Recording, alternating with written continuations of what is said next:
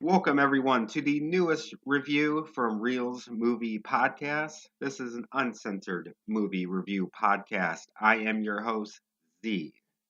And today I am bringing you the newest release out of the DC Universe, Shazam. Now, DC Universe and Marvel Universe are totally different. They're both comic book entities, but they are two different companies. Not a lot of people realize that. This is the origin story of a superhero named Shazam. He's not one of your popular ones. He's not one that a lot of people know, like Superman or Batman or recently Aquaman.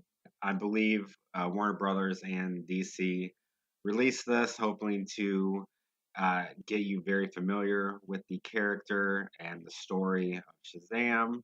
The DC Universe, I'll go into this before I do the review. DC Universe, obviously, they had a lot of issues with Batman, Superman, Dawn of Justice, and then Justice League. You know, they had a darker tone. And then with the release of Wonder Woman, they had a very light tone.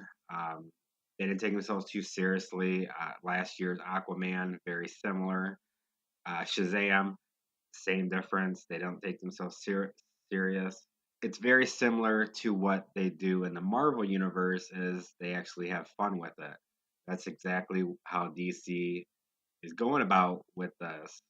And if I could be wrong here, but I believe DC is not going to be doing the combined forces anymore. I believe they're only going to be solo movies. They're not going to do any like how the Avengers are doing in the Marvel Universe. I don't believe DC is going to be doing that anymore with like how they did with Justice League, which in the future, I will most likely cover those movies. But today, it's all about Shazam. And who is Shazam? Let's take a look.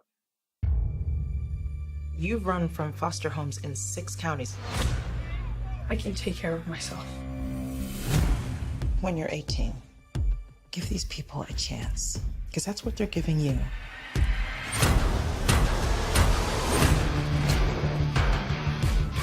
This is Billy Batson. Make sure you make him feel at home. They seem nice, but don't buy it. It gets real Game of Thrones around here. Dude, just messing around. You look at me and you're like, why so dark? You're a disabled foster kid. You've got it all. If you could have one superpower, what would you pick? Everybody chooses flight. You know why? So they can fly away from this conversation? No, because heroes fly. What, you need your fake family to stand up for you? Hey! Man, sorry about that. Go, go, go! Grab it! Get out the way!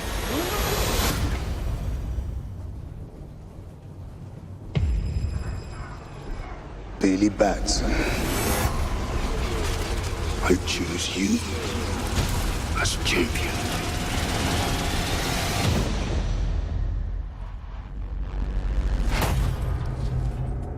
Hello?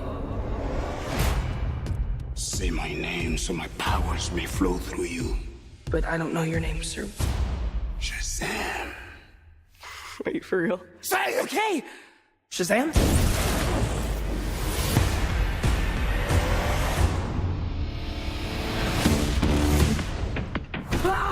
This means Billy! What is happening? You're the only person I know that knows anything about this Cape Crusader stuff. Can I? Oh, yeah.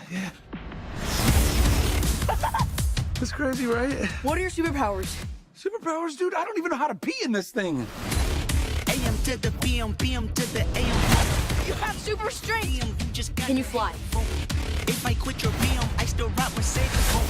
If I quit this season, I still be the greatest. You okay? Why are you talking? Be on move. Sit down. You know, I don't think that's gonna buff out. Your phone's charged. Your phone's charged. The hell? Move that arm, nigga. You're like a bad guy, right? Shazam! Gentlemen!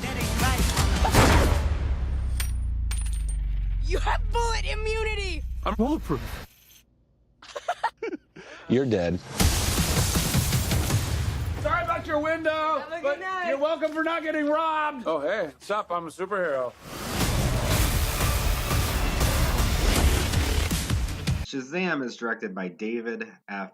Sandberg. He's a relatively unknown director. Not a lot of people do know directors' names unless you're like Spielberg versus Scorsese.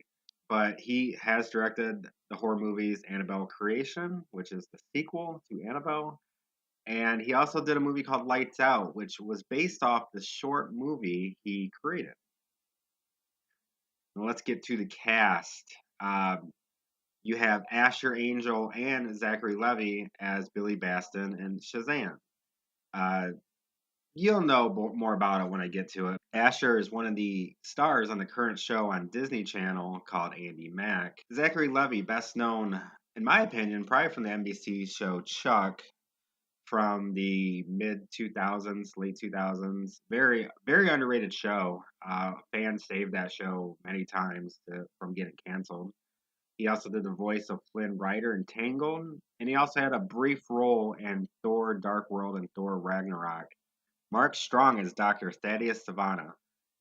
Mark Strong, very, very, very underrated actor. I really do think he's an underrated actor. He plays the bad guy role awesome. He's pretty much in a lot of movies I've seen him in. He plays the bad guy, and he is just remarkable.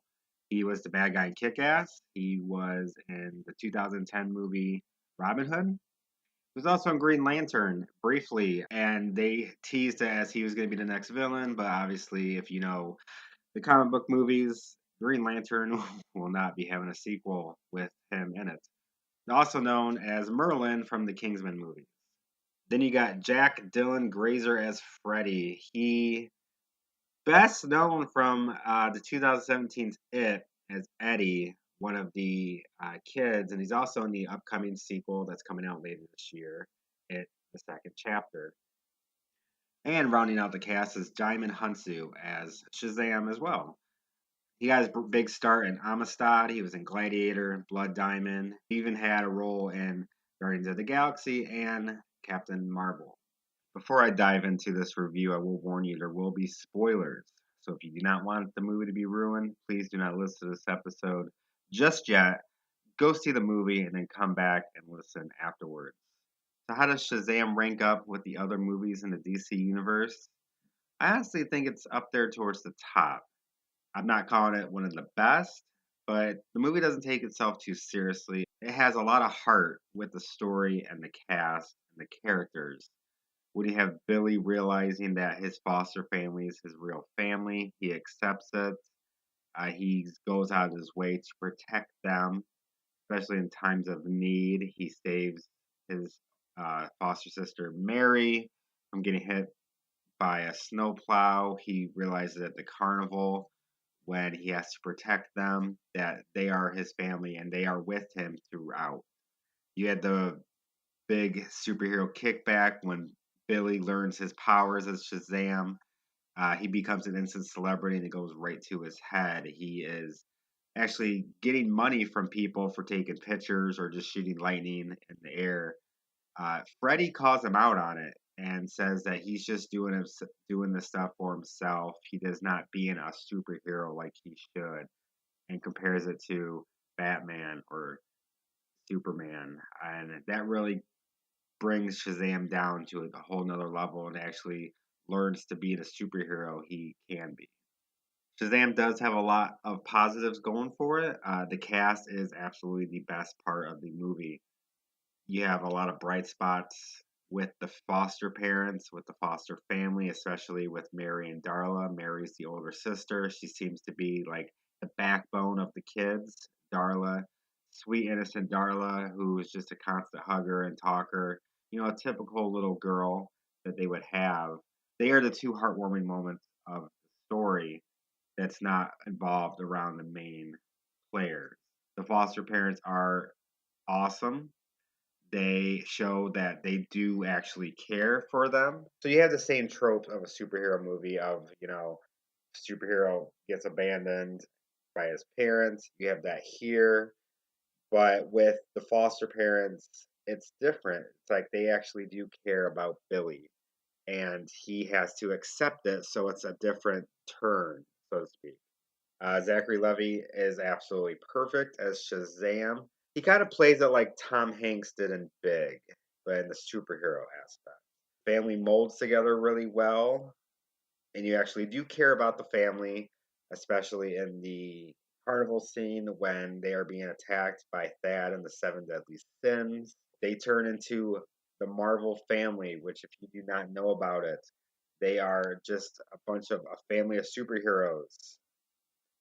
That's later in the story, and they did throw that in here, and they're probably going to expand it. They actually have a lair now, which they loved in the movie.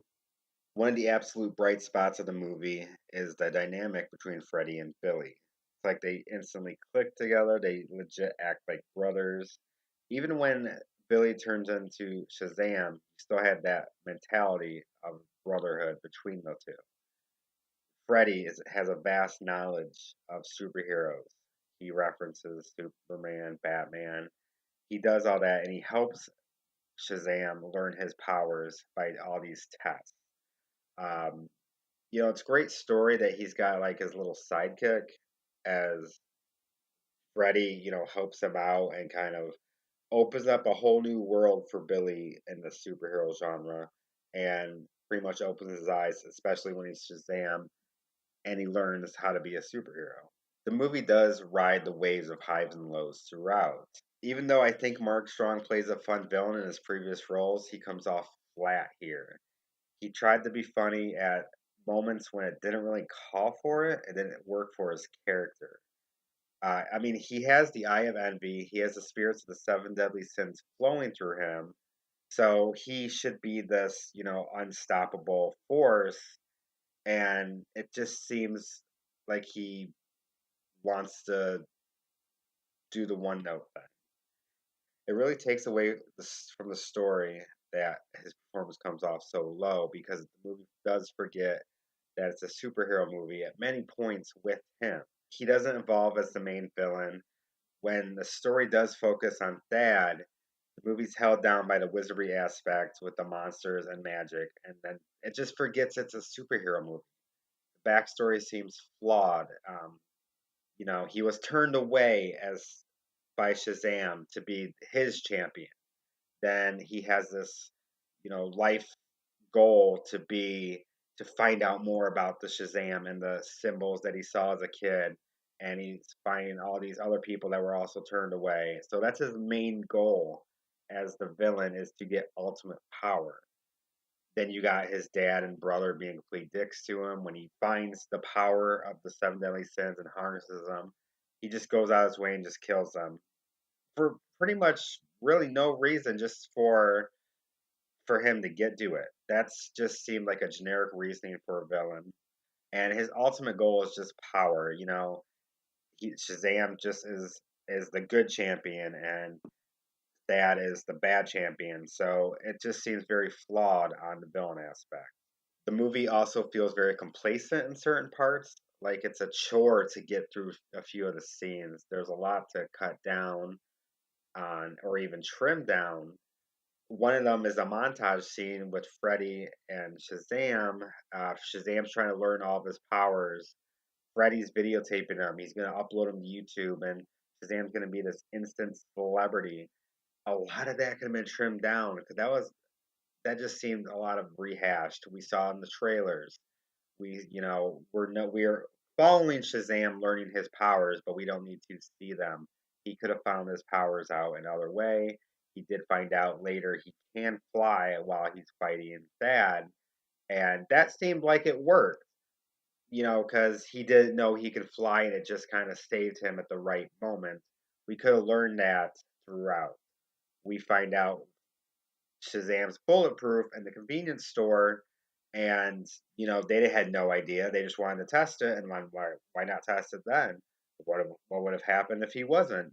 A lot of stuff that seems like it could have happened later. Seemed like it was forced in at the wrong moment. Oh, and Shazam lets us know many times that they are part of the DC universe. We see the Batarang many times. Superman's brought up many times. The Batarang is even used against Thad when they were in the Rock of Eternity. Freddy throws the Batarang at Thad and cuts his head open when he doesn't have the sins in him. He's a mortal man. So it cuts him open, and they just hit us over the head with this whole DC universe. It's like it's like, hey, we're part of this universe. You don't know who we are, but be your own movie. I mean, it didn't hurt it, so to speak, but it was just thrown in our faces too much. Even at the end, Shazam brings Superman. We don't see who it is. We just see the chest and the symbol of the Superman symbol. He comes to Freddy's school and has lunch with him. It's like, we understand you are in this universe. Be your own thing. The movie does rely on comedy just a little bit too long. There's certain aspects that, it didn't really need it. Uh, when Shazam's running from Dad, he kind of has little moments inside the mall. And we have stuff with a Santa, which I thought was completely stupid. The movie loses its focus many times. You don't know if it's a fantasy. You don't know if it's a family movie. You don't know it's a superhero movie until the very end at the carnival. Kind of just loses focus. You have different moments throughout the movie. You had fantasy, then you had family, and then at the end you had superhero. Pick a lane and stay with it. And then I thought it lost its way throughout. But I'm going to give Shazam a B minus. So I hope you like this review of Shazam. Be sure to leave a comment below. Click the thumbs up button. Subscribe to the channel. Hit the bell for notifications, and then you'll never miss an upcoming episode. I'll see you later.